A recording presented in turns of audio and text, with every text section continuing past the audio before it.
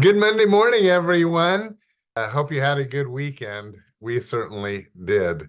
But I'm excited about this week. We're going to talk about a topic that not only have we not talked about on Inspiration for Today, but I wonder if you have ever thought much about it.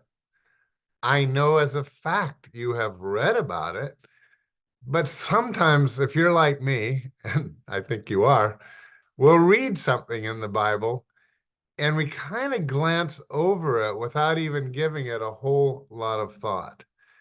Well, the topic that I want us to discuss today, actually, the first 4 days of this week, are dreams. Dreams. And by the way, on Friday, we're going to get ready for Palm Sunday. That's what we're doing. And that's a great show. Anyway, dreams. Now, when you read the word dreams, or such and such had a dream, or vision. Vision, by the way, is kind of like a daytime dream. And God has used and spoken through dreams and visions. And we will see both of those in the Bible over the next couple of days. And then we will talk about how God is using both of those today and in our world. And that show will be on Thursday, and please do not miss Thursday. God is using dreams and vision, especially in the Muslim and unreached world, part of the world. But dreams, well, do you ever have a dream? I know I do. I think maybe I read that we all dream. But what I don't do very well is remember my dreams. Diane is very much better at remembering her dreams than I am. However, interestingly enough, I dreamed last night that I should talk about dreams. And I woke up and thinking, dreams, that's interesting.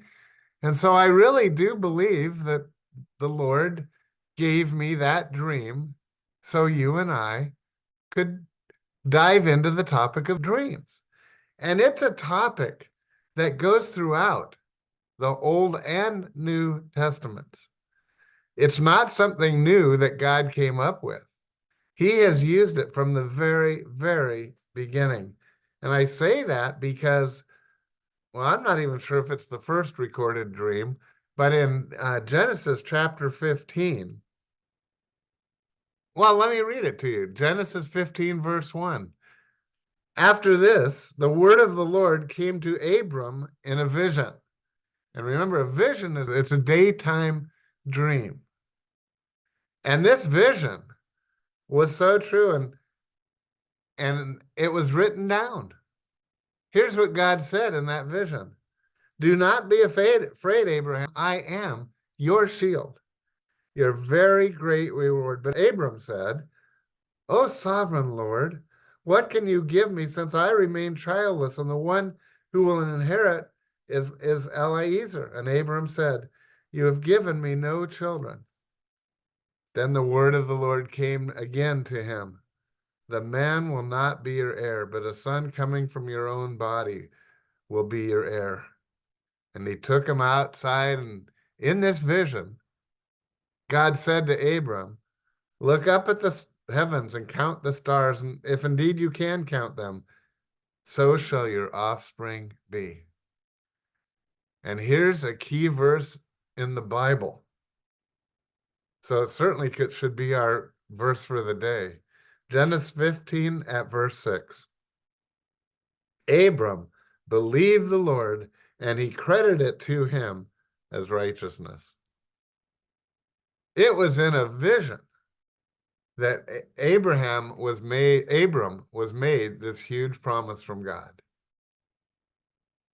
And it was so real that it was Abram's belief in what the Lord said that was the biggest step of faith ever. He had no children. He was old. You know the story. Sarah was old.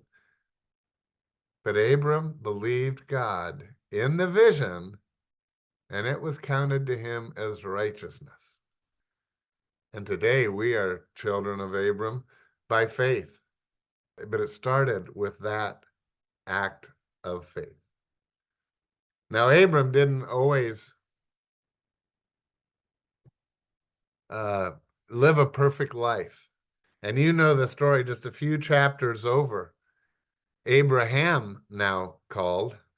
Abram was given a new name when he had children, meaning the word Ham was peoples, father of peoples. So God even changed his name. But in Genesis chapter 20, Abimelech, a non-believer, a non-Jew, was given a dream. And it came about because Abraham had actually lied to the king Abimelech and told him that Sarah, she must have been really beautiful. But he told Abimelech that that was his sister. And so Abimelech took her as his wife, which wasn't right, was it? So how did God handle that? Genesis 20 at verse 3. But God came to Abimelech in a dream, in a dream, in a dream one night. And he said to him, you are as good as dead because of the woman that you have taken. She is a married woman. Now Abimelech had not gone near her, so he said, Lord, will you destroy an innocent nation? Did he not say to me, she is my sister, and didn't she also say he is my brother? I did this with a clear conscience and a clean hands. And God said to him, in the dream, it says, in verse 6, yes, I know you did this, and so I have kept you from sinning against me. And of course, then Abimelech sends Sarah back to Abraham and makes it right. But Abraham, you see, didn't have the nerve to stand up and say that she was his wife. So God took matters into his own hands and gave Abimelech a dream. A dream. Isn't that something? We know that these are not made up stories. The Bible is true. And this dream that a non-Jew Abimelech had changed his history. It changes history because he makes the changes in his life and does not violate Sarah, Abraham's wife. God uses dreams. That's what I want to get. One of the things I want us to get out, and we'll see it over and over as we look at various dreams. And we're only going to touch a few. There's no time to read all of them. The next one is in Genesis 28, and maybe you remember it. Jacob had a dream. Abraham had Isaac, and Isaac had Jacob and Esau. And Jacob was doubting that the God's blessing was going to come through him because Esau had been the firstborn. And he is very, very doubtful. And then guess what? Jacob, well, Genesis 28 at verse 12. Jacob had a dream in which he saw a stairway resting on the earth with its top reaching to heaven, and the angels of God were ascending and descending. And then it goes on, God does, to tell him that it will be through Jacob that the blessing and all the peoples of the earth will be blessed through his descendants. Wow. And Jacob was able to go on. God uses dreams. We're going to look at a few more Old Testament dream usage tomorrow, and they're all fascinating. I'll see you tomorrow.